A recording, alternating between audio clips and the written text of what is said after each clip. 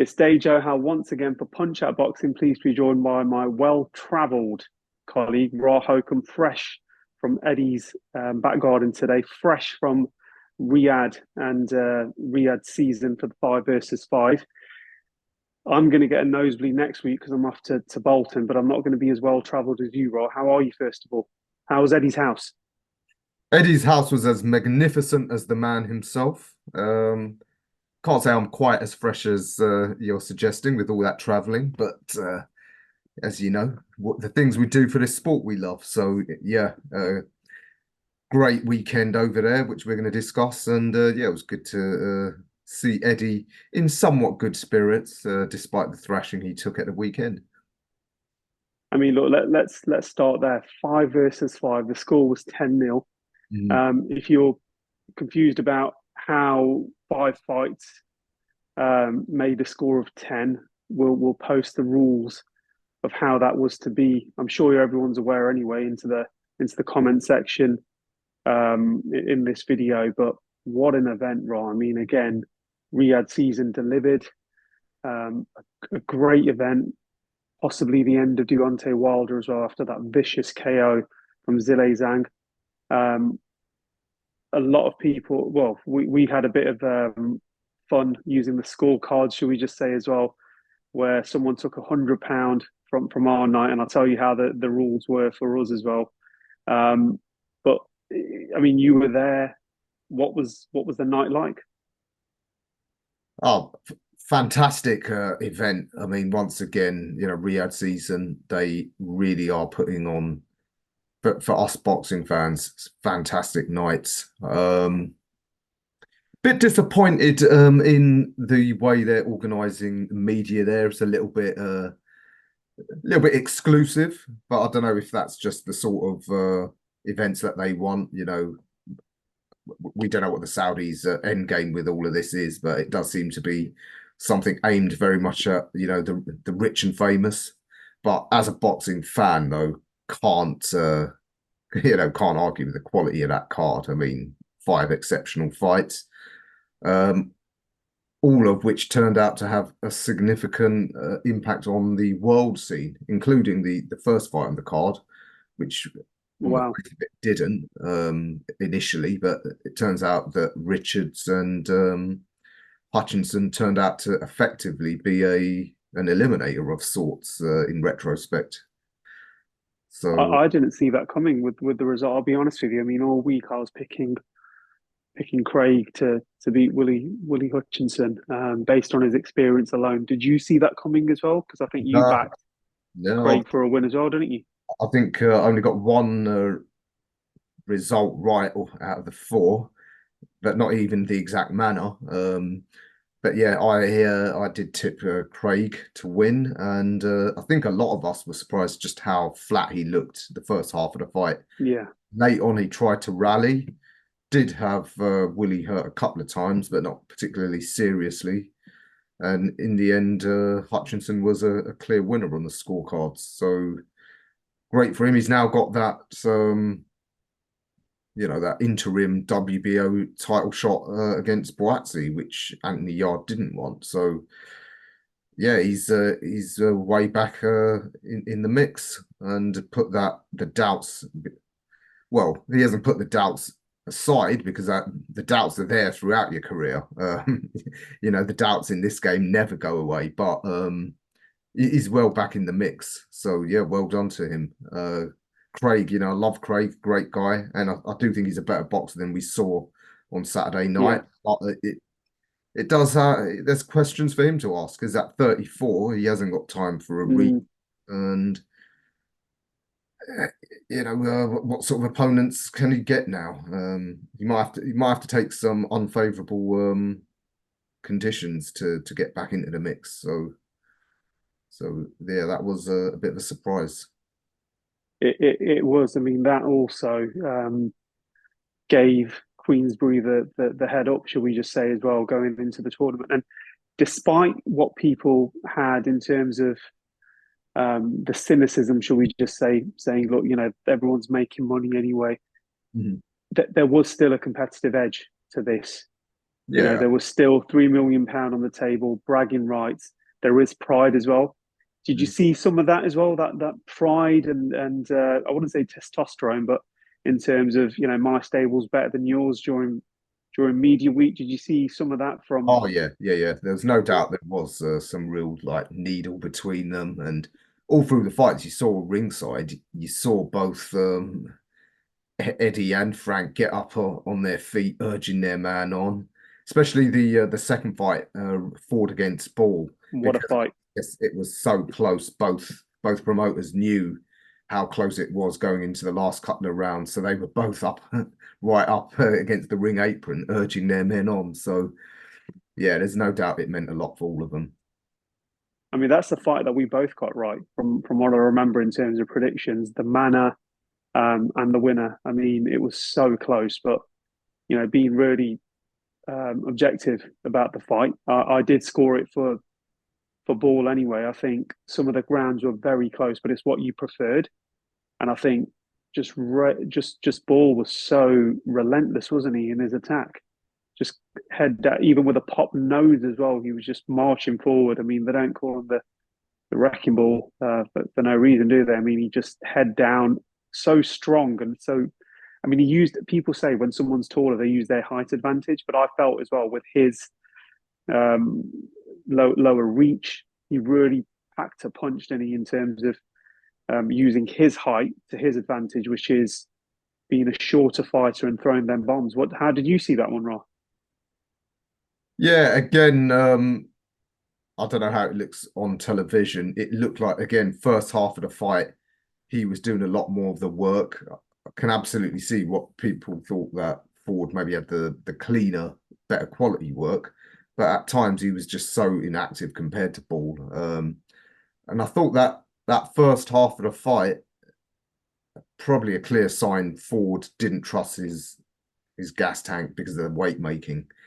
We did talk about it before that was why I predicted Ball might get the nod because I thought that Ford stayed in at the Division One fight too many, and that's Yeah, effectively what they admitted. I think both men come out of it with a lot of credit because it was that close. It don't. I'm sure Ford won't really see it as a particularly like he really got beaten. Um, and I think he will be back at the top of the tree at super featherweight before long. And as for Nick Ball, well, there's some great fights at featherweight now for him. I mean, yeah, he can be in the mix with some top fights for years to come. Obviously, there's the rematch with Vargas, which I think everyone would want to see that record set straight. Um, definitely. but then there's Lopez, the other Mexican. I mean, what a fight that'd be. Them two crazy punchers. There's Brandon Figueroa, who's I think he's due to fight Vargas next. If he beats him, again, that'd be a brutal fight between the two of them. Um, so yeah, great great times ahead for Nick Ball as well. Yeah, what a fantastic result. And again, because of the win that gave I think Queensbury 3 points. Hmm. If you had if you had the first victory plus the 2 points for sorry, it was 2-0 up after this point, wasn't it? Because it was Yeah. two decisions. But a fight, in my opinion, that wasn't close, which was close on paper, was Hamza Shiraz versus Amma Williams. Yeah. Hamza, for me, after that performance, I mean, we talked about the destruction of Liam Williams, but this has put him into a different stratosphere now. This should be, and I think it is now, knocking on the door for a world title. Ricky Funes was saying all week that this is the best that Hamza's been, and when I caught up with Ricky earlier on this year as well, he was saying, look, he's probably one of the best fighters that he's ever worked with. So Hamza Shiraz after this one as well. What's next for him?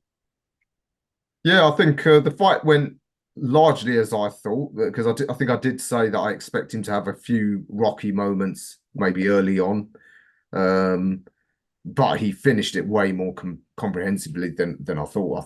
I think I did say I thought maybe after he settled in after a few rocky moments, he'd box his way to a decision. And he did, to some extent, he did start boxing sensibly, using his height and reach and countering a lot better.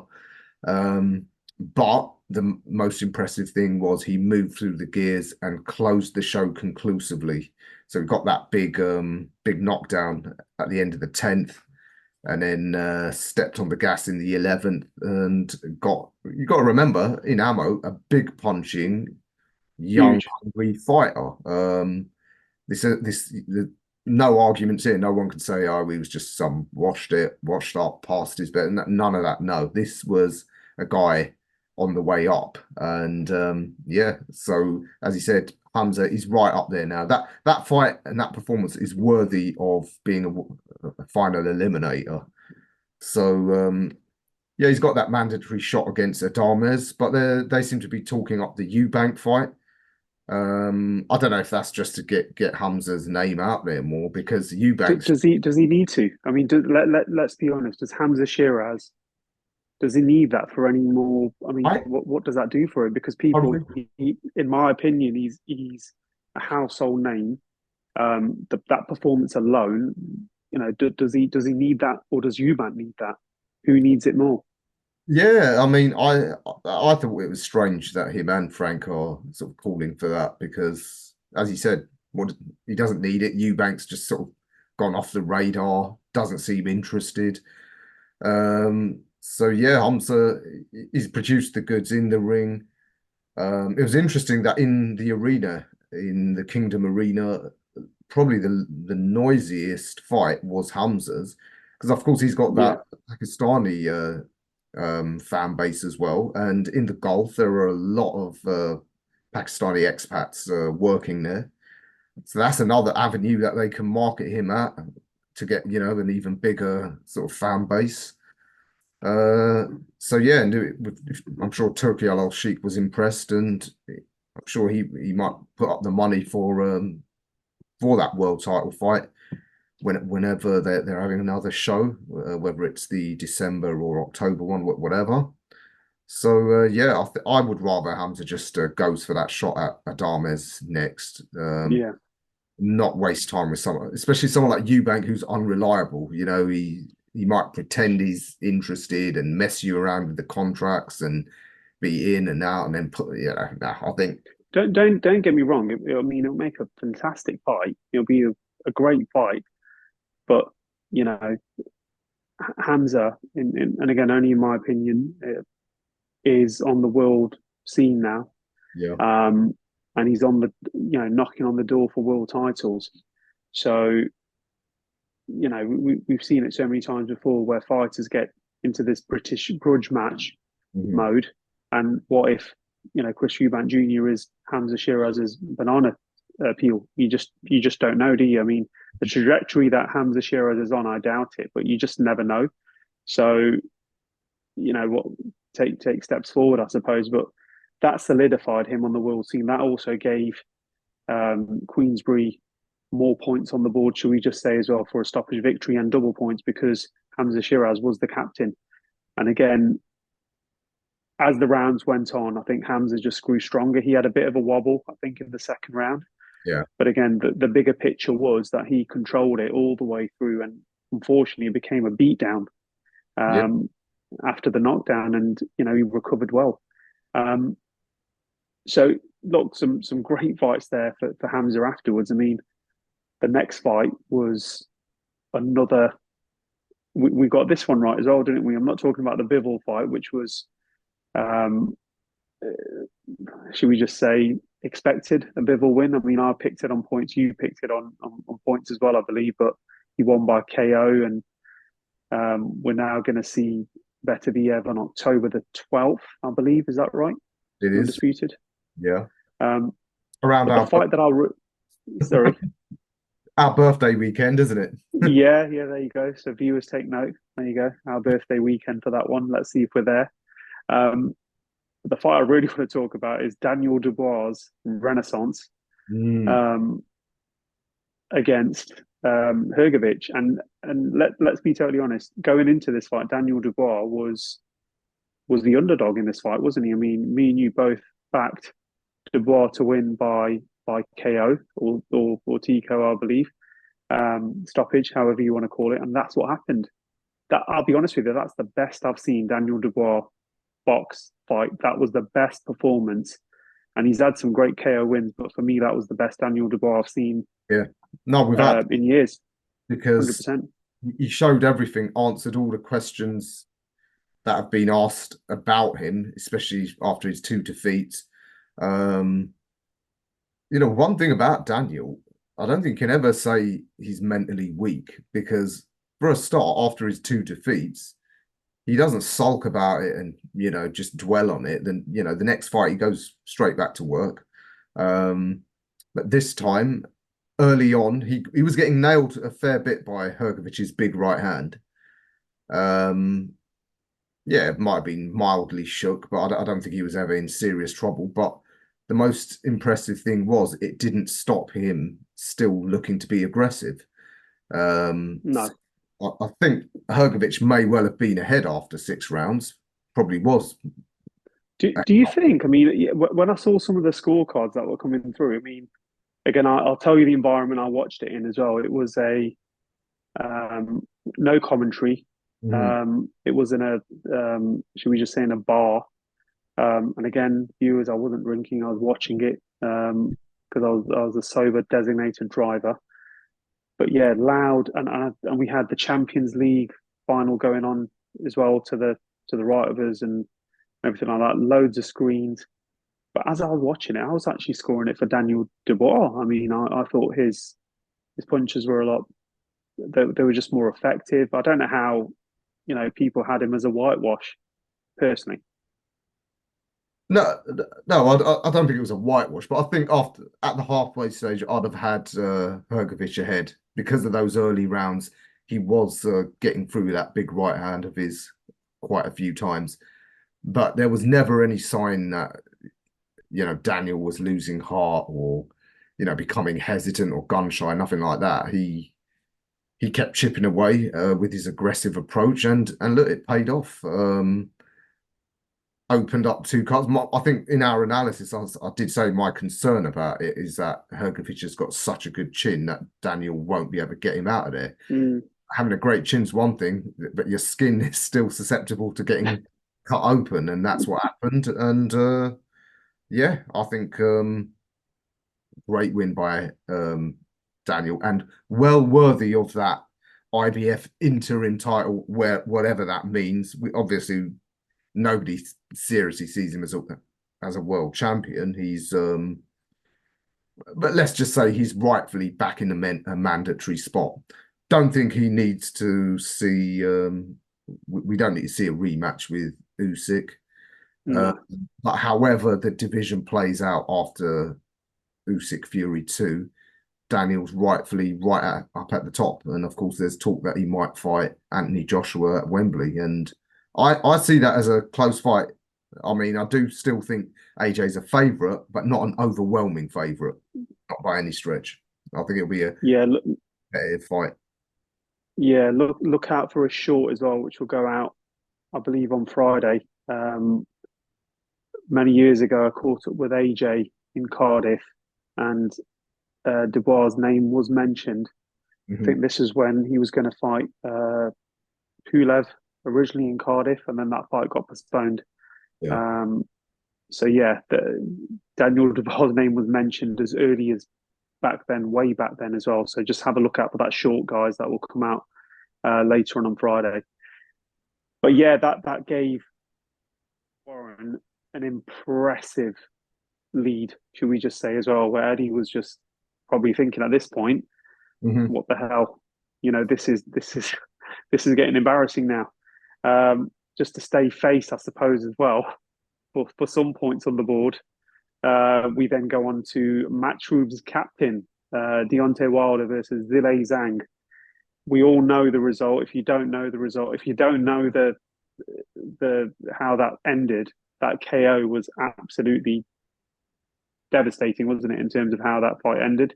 Yeah. Um, I got that one wrong. I thought it was going to be Deontay Wilder on points. I just thought, he's a slimmer man. He's got less weight. He'll move around and possibly tire Zhang out and just outpoint him. Completely wrong in that. Ra, I think you had it as Deontay Wilder as a KO Yeah, for late on. Zhang late on, which again plausible if you think about it as well. You know the weight factor slowing Zhang down, and then possibly resorting back to the old Deontay Wilder that fought Stavern maybe, or or even Fury Part One. He hasn't been the same since those Fury fights, has he? Raw. He has not been the No, same person, has he? no, definitely not. Yeah, they just didn't. I mean, Wilder's fought fights in the past where he's been very low output, and he's just waiting for the one shot. But there was always that air of menace about him. This time he fought scared. Um, so Mm, it looks like the people who thought that he's done at the top level were right. Just based on that, mm. can't see him. I can't see him beating any of the top heavyweights now. Maybe not even a lot of the mediocre heavyweights either. It's a Um, shame, isn't it? You don't want to be can. And again, I don't want to use the word harshly, but for me personally, it's hard when you see a former world champion become, a gatekeeper or cannon fodder to some of these younger, exactly. hungrier Yeah. heavyweights, and it's you can't, I don't know, you kind of emphasize with yourself in that aspect as well, which Yeah. is age catching up with you. And he's only, I mean, look, when I say only, he's younger than me. He's what, 38 years old. He's younger than yourself, but his time at the top is possibly done. There was something that his mother posted, I think, on Twitter or Facebook or something Yeah. today. And again, just going to paraphrase it here, so I'm butchering it, but basically, in a nutshell, you've achieved everything. You made boxing exciting. Now hang them up and teach younger men what you've done. Yeah. Um, and I just feel as well that ever since those Fury fights, I mean, we've seen it as well when Muhammad Ali and Joe Fraser fought those three fights. People were saying they were not the same after those three wars, were they? And that's what's possibly happened to Fury and Wilder. Yeah. I think it's entirely possible. I don't know why people sort of resist this idea. The human body deteriorates with age, and it deteriorates with punishment, which he's been through considerable amounts now. So yeah, I don't know. Maybe at some point in the future we'll do a proper review of Wilder's career. But as it stands, he's still not actually announced a retirement, and the rumors are that he's telling his camp that he's not done yet. So I Wow. don't know if, again, it's just rumors. I don't know if he's still clinging on to an idea that he, Bridgerweight, super cruiser, as what the other yeah. I divisions mean, might that's call what it. I mean, some people have said. They said, "Oh, okay, look, he's just not big enough for the big heavyweights. Have a go with Lawrence Okoli at Bridgerweight." That's what some ideas are. I don't know. I don't think it's a good idea at all. But let's see. Hopefully, he's got people around him. do you, As I said, his mother's advising him, call it a day. yeah, yeah. I mean, do you think as well, like when he was mopping up, well, when we say mopping up, when he was WBC heavyweight champion of the world, there was a gap, and he exploited that gap.